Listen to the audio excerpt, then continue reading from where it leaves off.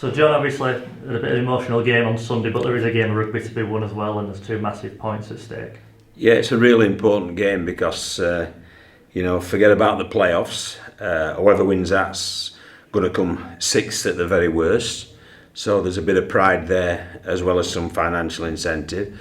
But obviously, to keep the season alive, we need to win and hope that Featherstone slip up at Batley, and then that would open the door partially to the playoffs. So it's a really important game from a hard-nosed professional perspective of win, but it's also emotional because obviously the spiritual home of this club, Bradford Northern prior to it, and then Bradford Bulls in the Super League year, the spiritual home of this club will be no more for us to play on for the next few years. So it's bound to be emotional, and it's going to be especially emotional for the Bradford lads within the team, but we've got to harness that emotion in order to play well.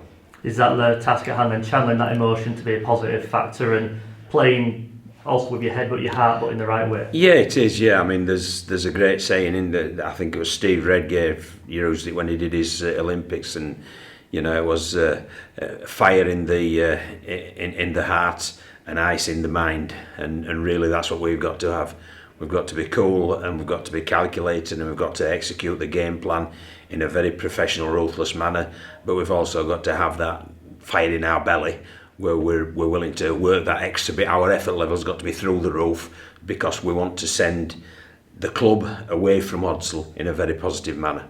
Looking at the two teams, you've got two informed teams going into 80 minutes of rugby. Obviously Sheffield on the back of that cup win last week. It has the hallmarks of a really good championship contest, another really good advert as well. It'll be a great game, no doubt about that. I mean, I thought Sheffield were fantastic last week at Wembley. I thought they executed a game plan really well, and they ended up being comfortable winners in what was initially a tense affair for them, but you've got to rationalise it. Basically it was 30 odd points to 6 because Widnes took that 12 points lead, and after that the game just went to Sheffield, and they played really well. The half-backs were exceptional, I thought, Patch Walker and Anthony Thackeray, and I thought they also showed some toughness in the middle, and they showed some strike wide out, and we're also fully aware that Menzieri will probably be available because he obviously didn't play last week because of he was cup-tied, having played for Doncaster in the 1895 Cup. So we know it'll be a formidable task. They're a good team. I think York and Sheffield possibly are the surprise packages of this year's championship, and I think their surprise, well, it hasn't surprised me now because you've just watched them play consistently well week in, week out, and congratulations to them for doing that, but obviously we're trying to lower their colours this weekend. You sometimes speak of a hangover effect after a final win. Sheffield obviously the weekend after going to Odsal.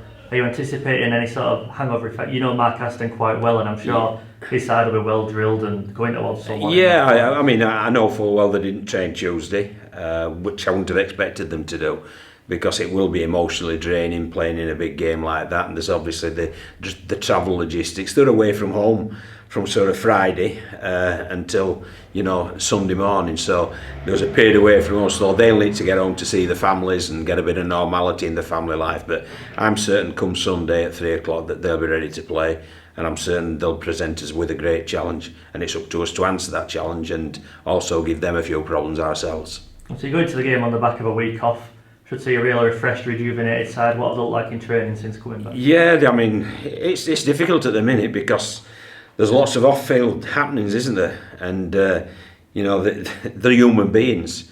They're not robots, these guys. We don't just program a game plan and program a skill set and program the technical aspects and then just send them out there and they do this on minute 1 and this on minute 3. They're not robots. They're human beings, and obviously there's an element of sadness within this group about the move from Odsal. No doubt about that. So it's something that we've got to handle and attempt to handle as well as we possibly can. And as you spoke earlier, perhaps try to harness that emotion into a positive effect. We'll only know at 3 o'clock on Sunday whether we've managed to do that. And when we look at Odsal, sending Odsal off in the way it deserves, looks like it's going to be a bumper crowd. We've seen what effect that has had on sides over the years. It promises to be a really special day and a really special day for you to be a part of as well as a team. Very much so, yeah. I mean, my 2 years here at Odsal, we've had two great days that were excellent for me in my career, in beating Workington and qualifying for the championship, and then obviously that cup win against Leeds. They were the highlights. There's been other great days as well, but they were the definite highlights. And there's a tinge of sadness for me, and I just hope that this coming Sunday can also be a highlight. And if that was the case, we could, ride out of Odsal and feel that we've left her in good shape, and hopefully at some stage we can return and she'll be in even better shape.